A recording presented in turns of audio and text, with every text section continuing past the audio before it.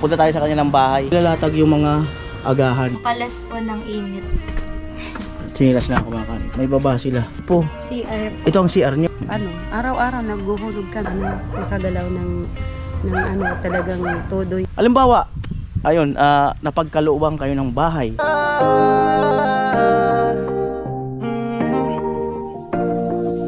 Kung sa pagtulong ng usapan ko, yan ulit sa kalam. Wala na akong masasabi sa taon.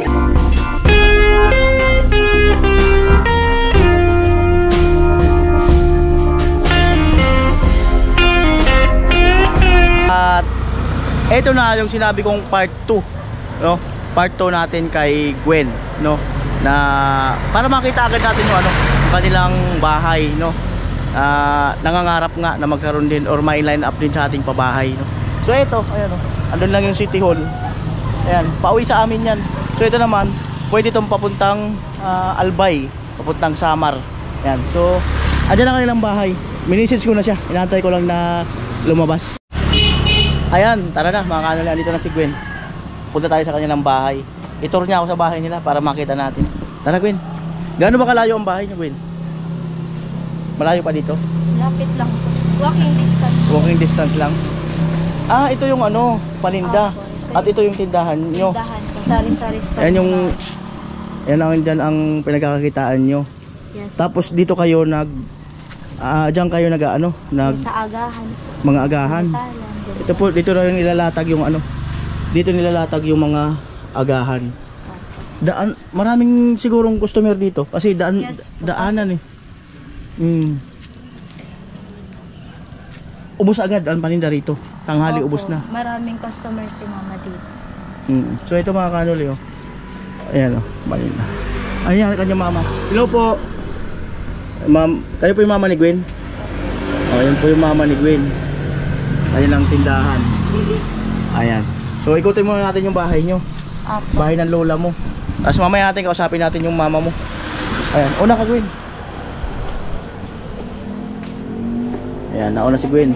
Oy, di na agat. Di naman po. Mabait yan. Sige, una ka. Ay lang, tara po natin. Munting sarap. So, eto mga kanoli. Ayan, so dito sila nakikitira. Ayan. Tulog po sila. Ay, kanyang lola. Ayan po sila. Tulog. Lola niya. So ito, ano to? Lalim na to, malalim. Ah, may ilalim. May nakatira din po dyan sa baba. May nakatira rin sa ilalim. Bali, pinsan po namin. Pinsan nyo. Apo.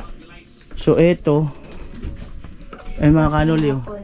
Lahat. Kusina ng lahat. Kusina daw, kusina ng lahat. Luto, ayan, lutuan nila mama, dyan lang po. Ah, dito sila mama mo nagluluto? Oo, tapos ito yung lababo po namin. Ito, mga karton. Karton po para pampalas po ng init. Kasi sobrang init po dito.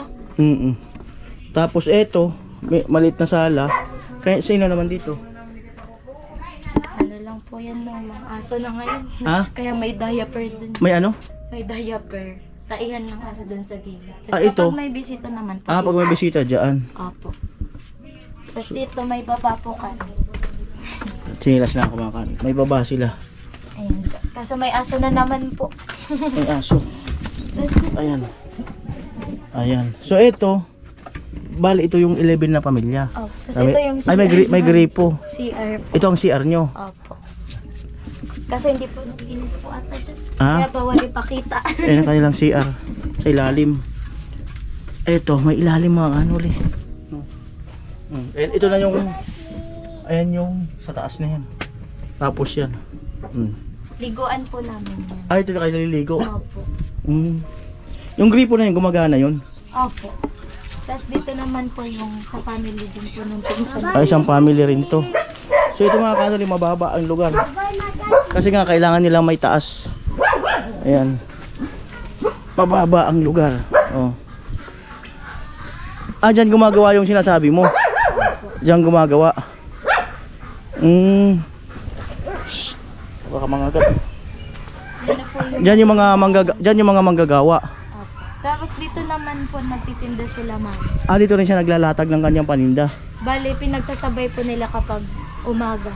dun po sa taas. Tapos mga 9 a.m. bababa na po sila dito po. Para sa mga construction. Tumutulong ka rin magtinda kay mama mo? Opo, minsan kapag dito po ako sa bahay. Ayan. Meron kayong ano rito? Meron kayong lupa na yung kaya sa papa mo talaga? Meron. Saan ang part dito ni papa mong lupa? Bali dito po kayo. Ito. Opo. Mm. Ito po siya. Mm. Start po dun sa may... May bakod na yon?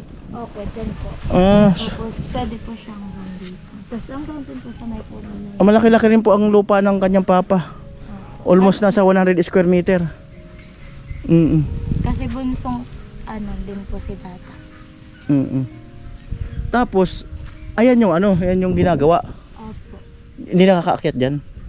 Ayun may hagdan Ayun po kayo. So yung mga kanuli yung Batulik, yung na yun, kaya kina Chinchin. Actually talaga yun, nakapag-actually na rin ako Ayan papunta na yung kina Chinchin doon. Dito po yun. Kaso madulas maputik doon Tingnan ko lang mga kanuli. Tiwala lang. Think positive. Ikaw ang madulas dyan. Perfect. Siguro wag ka na umakyat dito. Ikaw na lang kuya. Tatry ko lang. Sige, go po. Tatry ko lang. Para makita ko yung yung Batulik. Ay! Marupok! Tumutunog! Wag na! Mabigat ako. Ayan. So ito mga kanuli hindi kasi hindi yata kita. Basta ang likod niyan, Batulik.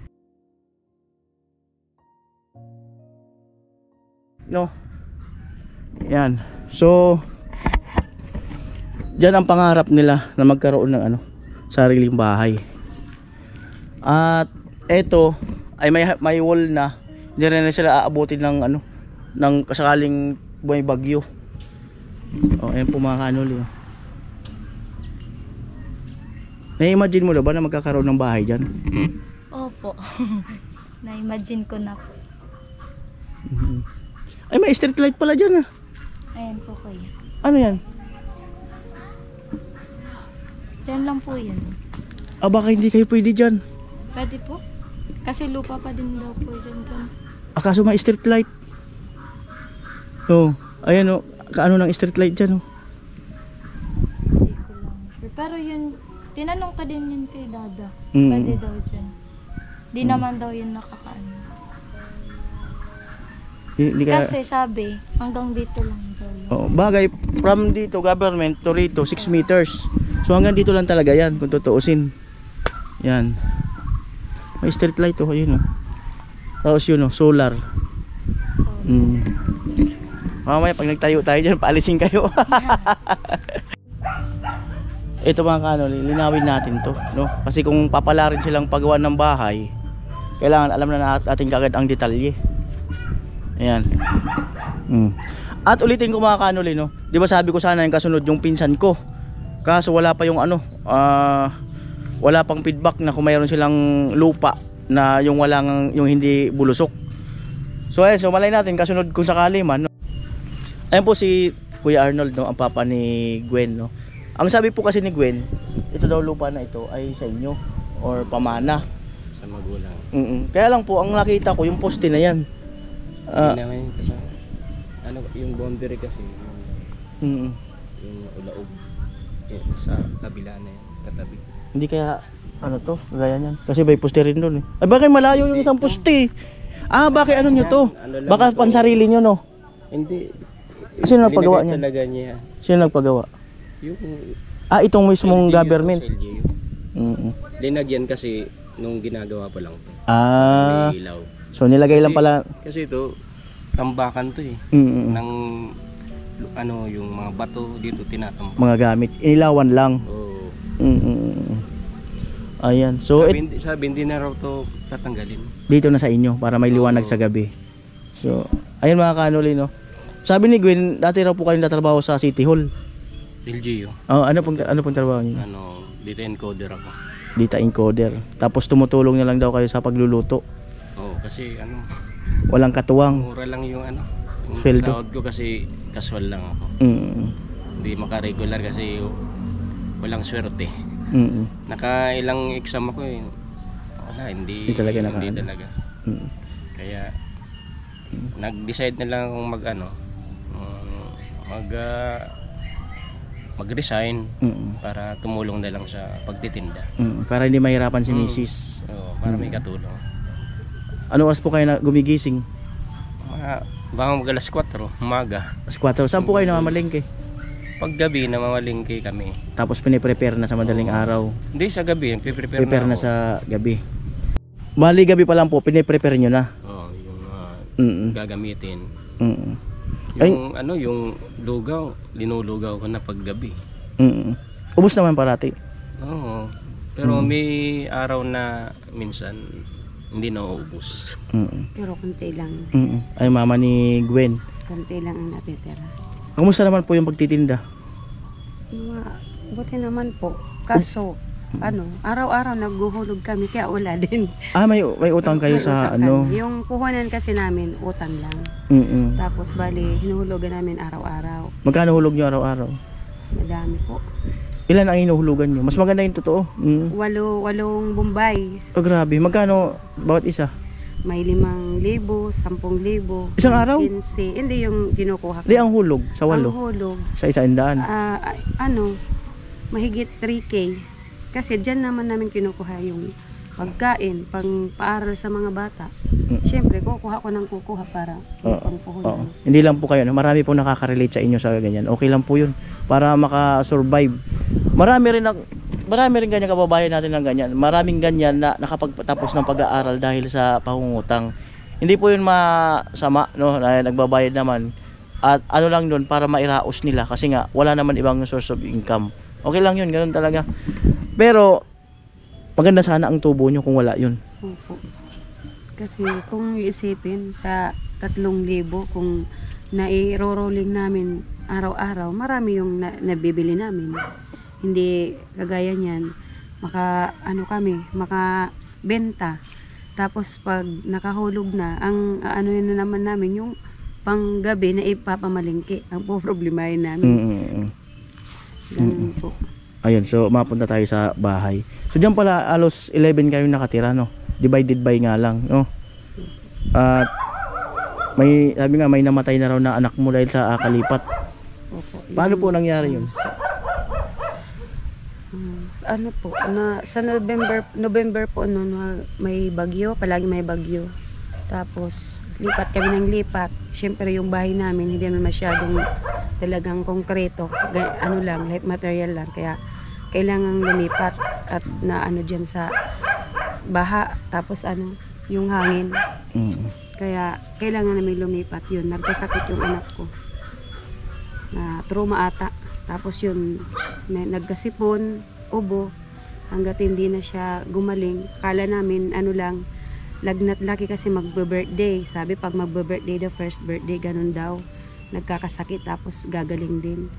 COVID noon, hindi naman madala namin sa ospital. Kasi siyempre pag sipon at ubo, gagawin niyang COVID. Kaya hindi namin pinasok sa ospital. Bali pa-check up, nakatatlong doktor kami. Hanggat kaming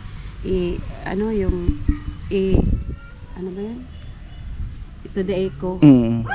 Tapos in-schedule na namin. Tapos wala pa yung namatay na siya. Siguro Sabado i-schedule na siya sa cardiologist. Mga Huwebes ata or Friday na namatay siya. So ayun nga po, no, nakwento kasi ni Gwen na pangarap niya na maipatayo kayo ng bahay. Kung magkaroon na daw siya ng magandang trabaho. Saktong-sakto ang mga vlog namin ay pabahay project, mga ganyan nga. Sabi ko, pray ka lang, baka abutin din kayo. At kayo po, nangarap din po kayo na magkaroon talaga ng sariling tirahan. Siyempre naman. Kaya lang sa ng buhay, mahirap lang. Medyo kailangan kumayod. Kaya lang kulang pa rin, hindi sapat. Kaya medyo malabo. Kayo po, nangarap din kayo na magkaroon ng yung hindi kayo nakikisiksik, mga ganun. Although maraming salamat sa lula nila dahil pinapatira sila sa loob ng 10 years. Pero nangarap din kayo na isang araw na sa inyo na talaga yung bahay. Siyempre Paano po, nyo po naiisip yun?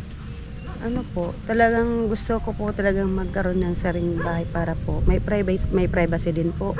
Hindi po ganyan. Marami kami tapos di ka makagalaw ng talagang todo yung mo kasi nakikitira ka lang.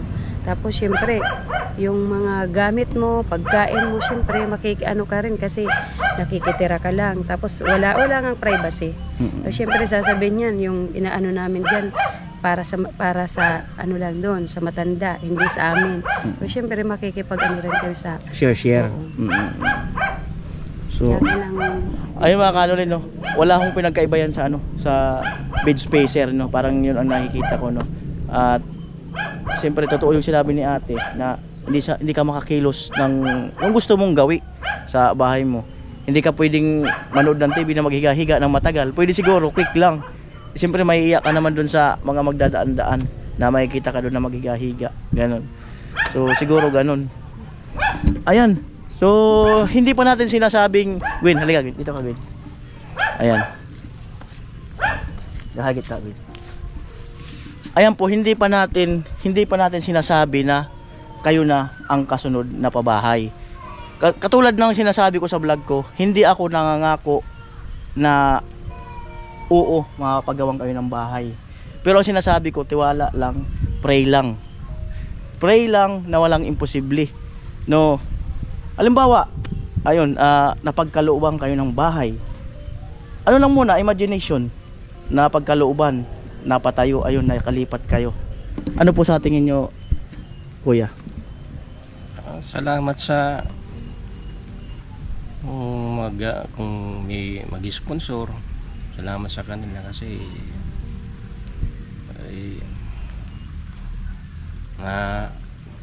naawa sila sa amin at nakarelate din sila. Salamat sa Diyos sa kanila. Ikaw te, halimbawa te, ayun na nga, napagawan, napatayo. Ano po sa feelings kung saan or ngayon pa lang ba parang isipin na napagawan na kayo ng bahay? Ano ba ang ano nyo nun? ano po, syempre po, matutuwa po ako at magagalak at magpapasalamat po sa mag-sponsor po sa amin para magkaroon ng sariling bahay. Yan po. O ikaw Gwen, dahil si Gwen kasi nakasubscribe kay Kuya Noli, napapanood niya yung mga pabahay ni Kuya Noli at ng team. Yung team, yung Gwen, yan. So yun na nga, sabi ko halimbawa, napagkalooban kayo. No, kaya pray lang. Ano ang feelings kung sakasakali? Syempre po sobrang saya. Kasi syempre po yung kung sakaling may magsa-sponsor po sa amin, sobrang salamat kasi yun na po yung magiging start ng makakalimutan ko na yun po yung mga experience na dinanas ko po namin po na sobrang hirap yung pagpalipat-lipat po. So yun po, salamat po if ever na may mag-sponsor po sa amin. Saka ano, hindi ka masyado mapipressure na maghanap, na magkatrabaho ka agad. Kasi sigurado ako yun ang nasa utak mo na gusto mo makapagtrabaho, na bahay agad ang iyong maipagawa. Yun ang isa sa pumipressure sa iyo, tingin ko. So ayun mga kanoli, no, kinikilabutan ako. Pag ako kinikilabutan, nagiging maganda yung result So ayun mga kanoli, ako ay magbabakasyon muna ang team, no. Pero ngayon pa lang sinasabi ko na mag-ipon na tayo mga kanoli. Ipunin na natin yung mga sulit dyan ni Kuya Noli. Tulungan natin ang pamilya.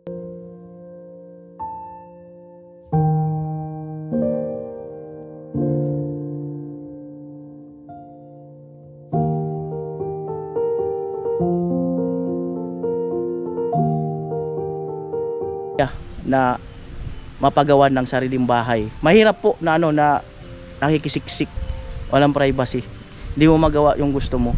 Although sabi ko nga, salamat doon sa kanyang lula at sa pamilya dyan, pero iba pa rin yung meron kang sariling masasabi na iyo para makapag-start sila ng panibago, hindi maglipat-lipat, makapag-start na makapag-ipon ng mga gamit nila mismo. At isang araw, samahan nyo si Kuya Noli dito sa panibagong project na dito sa lupang ito ay meron aangat na bahay kagaya nung kay Ika, na bakanting lote na bigla na lang may lumitaw na bahay. So ayun mga Kanoli, no, bakasyon si Kuya Noli, yung mga gustong tumulong ay mag-ipon tayo para makapag-start tayo dito sa kanilang dream na bahay.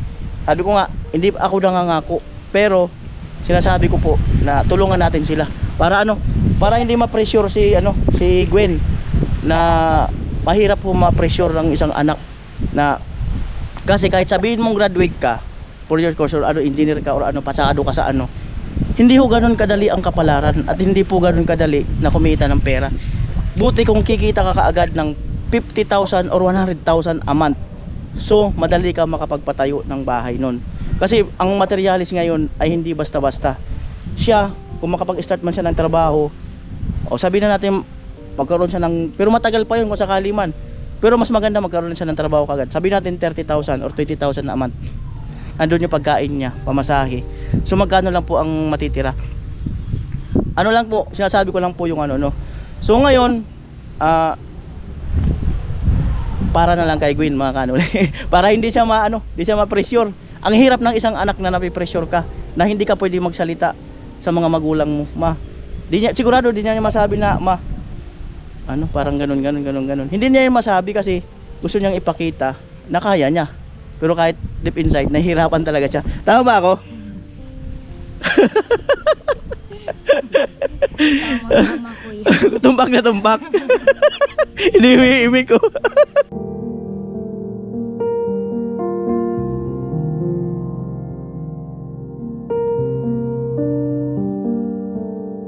So ayan mga Kanoli, no, ganito nung nag-umpisa tayo kay Rika, ganito August,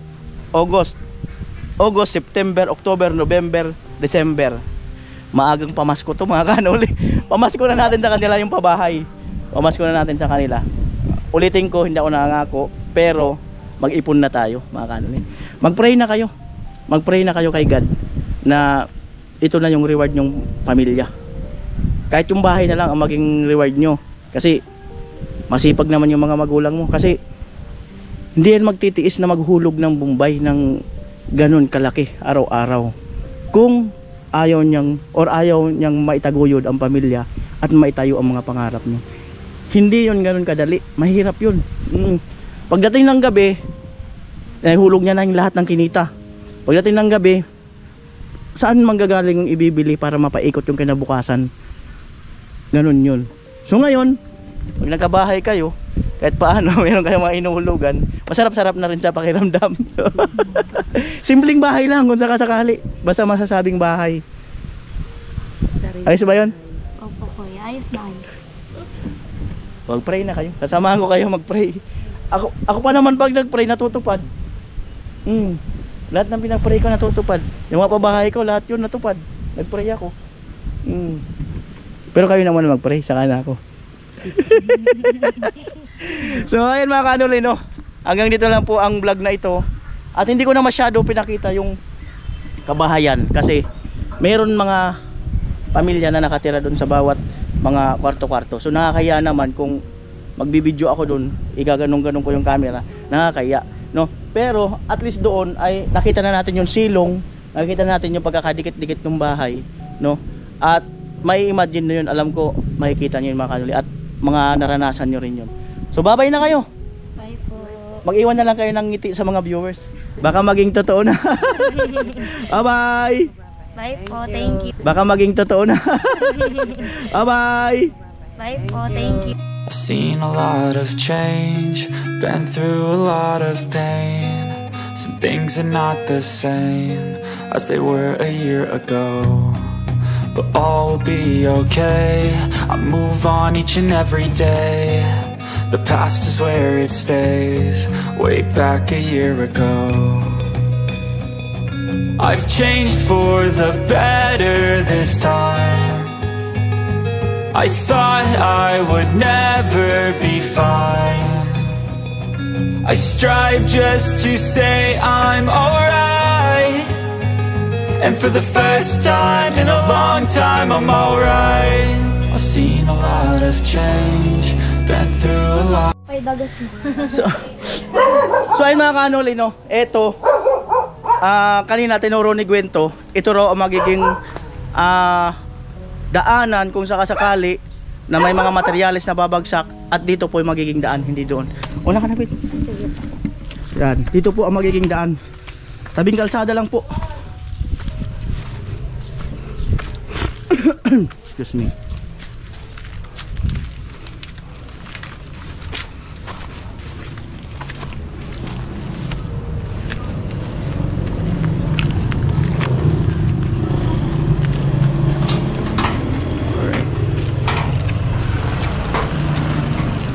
Yan si Becky. So ito mga kanuli, yan nung sakali, yan ang bagsak ng mga materialis. Di tayo makakaabala sa kalsada. Yan lang, tapos doon ang hakutin, malapit lang. Maganda pakiramdam ko, Ben.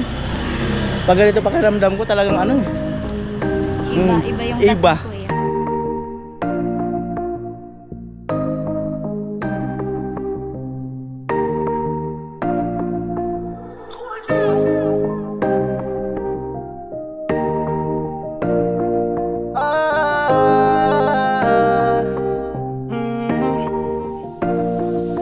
Kung sa pagtulong ng usapan ko yan ulis sa kalam, wala na akong masasabi sa taon na yan. Kasi siya ay kakaiba, mas sinuuna pa ang pagtulong niya sa kapwa, doon na siya masaya. Kung sa pagtulong ng usapan ko yan ulis sa kalam, wala na akong masasabi sa taon na yan. Kasi siya ay kakaiba, mas sinuuna pa ang pagtulong niya sa kapwa, doon na siya masaya. Kuya Noli sa kalam, di tulad ng iba dyan. Kuya Noli sa kalam, matuwid lang ang daan. Landas na patutunguhan kung saan ay tulungan. Damayan, dapat natularan, sadya makabayan. Wala na akong masasabi pa dyan, pagtulong sa kapwa kayang ganapan. Kuya Noli sa kalam, lom, dami nakakaalam, lom. Matagal na ring ramdam, dam, sa kahirapan ay may pakialam. Salamat, sana ipagpatuloy mo yan. Pagtulong sa kapwa ay mahalaga, huwag makinig sa iba. Sa sponsor ko sa amin, sobrang salamat kasi yun na po yung magiging start. Sulit dyan ni Kuya Noli. Tulungan natin ang pamilya. Kaya mo yan, magtiwala. Handa kaming sumuporta, sa Diyos lang ay maniwala. Huwag na huwag kang manghihina, hina. Kuya Noli.